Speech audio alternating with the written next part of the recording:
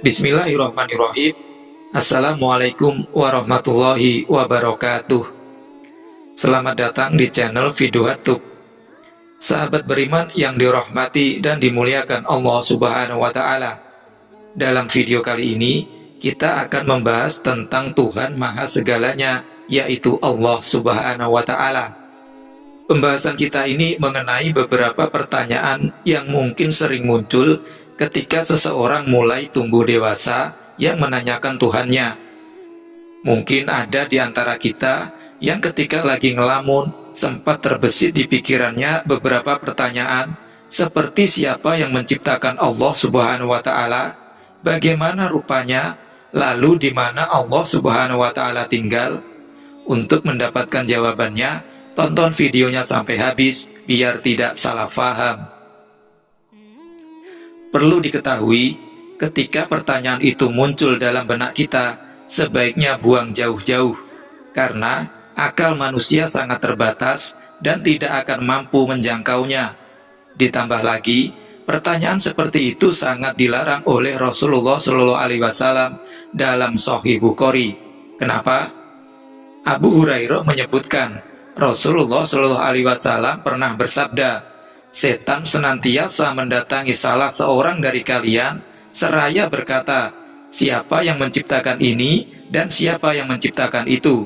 Hingga akhirnya dia bertanya, lantas siapa yang menciptakan Tuhanmu? Bila sudah sampai seperti itu, maka hendaklah dia meminta perlindungan kepada Allah Subhanahu wa Ta'ala dan menghentikannya. Hadis riwayat Bukhari. Yang namanya Tuhan itu tidak ada yang menciptakan. Jika Tuhan diciptakan, berarti dia bukan Tuhan. Tuhan yang sebenarnya adalah yang menciptakan yang disebut Tuhan. Intinya, tidak ada yang namanya awal keberadaan Tuhan, dan Tuhan juga tidak akan menciptakan Tuhan. Memang akan sangat sulit untuk menghilangkan pikiran itu, karena setan-setan jahanam dan iblis laknatullah akan terus berbisik di telinga supaya kita bingung. Untuk itu, kita butuh penjelasan yang logis agar bisa diterima akal pikiran kita. Kita percaya kalau sebuah materi tidak akan ada kalau tidak ada yang menciptakan. Namun, ada sebuah teori kalau terciptanya alam semesta terbentuk dari atom, bahkan dari ledakan Big Bang. Teori ini tentu menimbulkan pertanyaan lain. Siapa yang menciptakan atom? Tidak mungkin juga kan kalau atom muncul secara tiba-tiba tanpa ada yang menciptakan. Maka manusia harus mengakui adanya Sang Pencipta Tuhan yang Maha Tunggal, yaitu Allah Subhanahu wa Ta'ala, awal dari segala sesuatu, namun dia sendiri tidak memiliki awal dan tidak pula memiliki akhir. Mereka yang tidak pernah merenungi kejadian ini tentu tak akan sadar bahwa keberadaan Allah Subhanahu wa Ta'ala sebagai awal dari segala ciptaan, yaitu orang-orang yang mengingat Allah sambil berdiri, duduk, atau dalam keadaan berbaring, dan memikirkan tentang penciptaan langit dan bumi, seraya berkata, ya Tuhan kami, tidaklah Engkau menciptakan semua ini sia-sia. Maha suci Engkau, lindungilah kami dari azab neraka. Quran Surat Al-Imran ayat 191. Pertanyaan berikutnya tentang pemikiran bagaimana rupa Allah Subhanahu wa Ta'ala. Sebenarnya pertanyaan ini juga merupakan sesuatu yang dilarang. Namun, ada kisah yang mungkin bisa menenangkan atau sedikit membantu menjawabnya. Allah Subhanahu wa Ta'ala tidak sama dengan apapun yang ada di dunia ini. Misalnya, jika kita pernah membayangkan Allah Subhanahu wa Ta'ala itu punya tangan seperti makhluk atau mirip sesuatu yang ada di benak kita, bisa dipastikan anggapan itu salah. Karena kaidahnya Sang Khalik tidak akan sama dengan makhluk, dan tidak ada seorang pun yang setara dengan dia. Quran Surat Al-Ikhlas ayat 4. Di ayat ini, Allah Subhanahu wa Ta'ala sebagai Tuhan ingin mengatakan secara terus terang kepada semua makhluknya bahwa Dia tidak ada yang menyamai. Manusia juga tidak akan bisa melihat Allah Subhanahu wa Ta'ala dengan mata kepalanya sendiri sampai akhir hayatnya. Jangankan kita manusia biasa, Nabi Shallallahu Alaihi Wasallam pun tidak pernah melihat Allah Subhanahu wa Ta'ala secara langsung. Beliau, Rasulullah Shallallahu Alaihi Wasallam, hanya melihat cahaya yang menjadi hijab atau penghalang antara beliau dengan Allah Subhanahu wa Ta'ala ketika Isra Miraj. Begitu juga dengan kisah Nabi Musa alaihissalam yang ingin bertemu Allah Subhanahu wa Ta'ala langsung di Bukit Sinai. Tapi sebelum Allah Subhanahu wa Ta'ala datang, beliau sudah pingsan duluan. Kita tidak berdosa jika sebagian dari kita ada yang pernah terbesit pertanyaan di mana Allah Subhanahu wa Ta'ala sebelum menciptakan alam semesta. Jangankan kita manusia biasa, sahabat Nabi pun pernah bertanya hal ini. Dalam hadis Jami' Tirmizi, Abu Rasin berkata, "Aku pernah bertanya, wahai Rasulullah, di manakah Allah Subhanahu wa Ta'ala sebelum Dia menciptakan makhluknya?" Beliau menjawab, "Dia berada di amma atau awan yang tinggi, di atas dan di bawahnya tidak ada udara, dan Dia menciptakan arsinya di atas air." Ahmad bin Mani berkata, Yazid bin Harun pernah berkata, istilah amma adalah tidak ada sesuatu pun bersamanya. Abu Isa mengatakan bahwa hadis ini hasan, hadis riwayat At-Tirmizi. Secara bahasa, amma sendiri berarti buta atau kebutaan.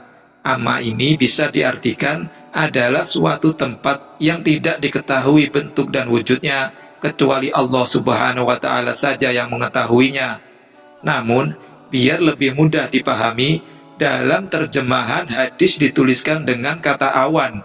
Namun, awan di sini bukan seperti awan yang biasa kita lihat. Amma di sini awan goib yang tidak ada angin baik di atasnya maupun di bawahnya, yakni awan yang tidak dibawa oleh apapun.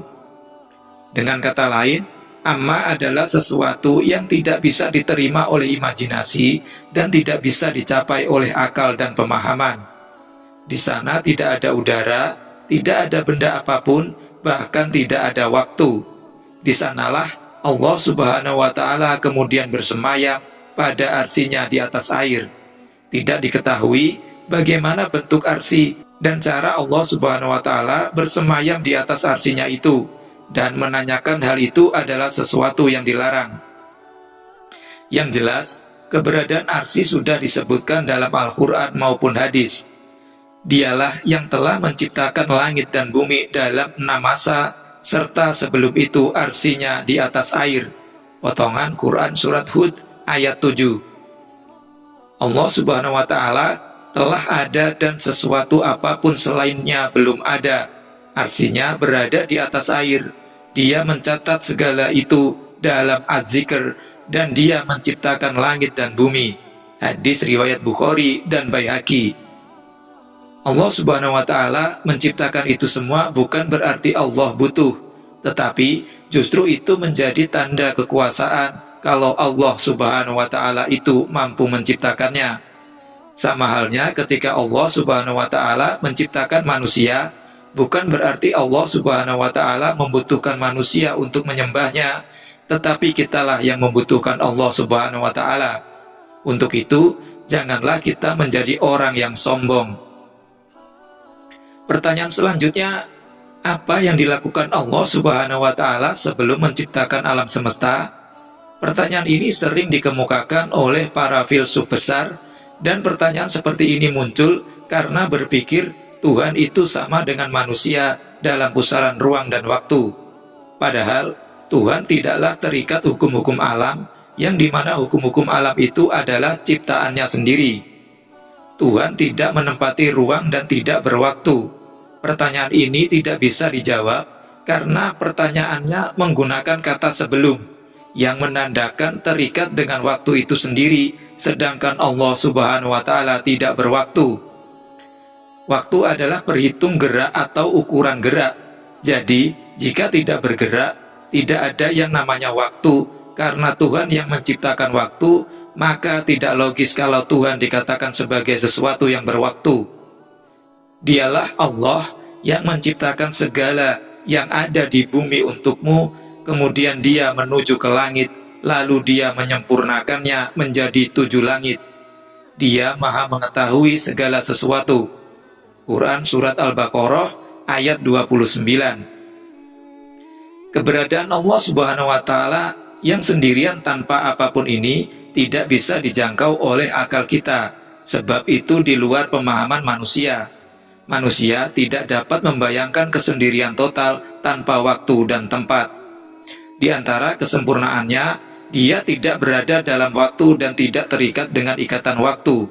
Kalau Dia tidak berwaktu, maka tidak ada ruang bagi kita untuk bertanya apa yang dilakukan Allah Subhanahu wa Ta'ala sebelum menciptakan alam semesta, karena kata sebelum meniscayakan adanya keberwaktuan. Kesimpulan yang harus kita pahami adalah menggunakan akal dan agama adalah cara yang membahayakan. Iman agama tidak bertentangan dengan akal, akan tetapi tidak semua hal dalam agama bisa dipahami dengan akal. Kajian ilmiah belum tentu bisa mendukung keimanan dalam beragama, tapi yang jelas, jangan membangun keimanan dengan kajian ilmiah, karena kita bisa tersesat. Bagaimana pendapat kalian tentang topik video barusan? Jangan ragu untuk berbagi pemikiran kalian di kolom komentar, dan jangan lupa juga untuk like video ini dan share ke siapa saja, karena sebaik-baik kalian adalah orang yang mempelajari Al-Quran, kemudian mengajarkannya kepada orang lain. Hadis riwayat Al-Bukhari. Semoga kita termasuk golongan orang-orang yang beriman, agar terhindar dari siksa neraka dan dimuliakan di surganya kelak. Amin ya Rabbal Alamin. Terlepas dari semuanya, wallahu a'lam bishawab. Akhir kata saya ucapkan banyak terima kasih. Sampai jumpa di video berikutnya. Wassalamualaikum warahmatullahi wabarakatuh.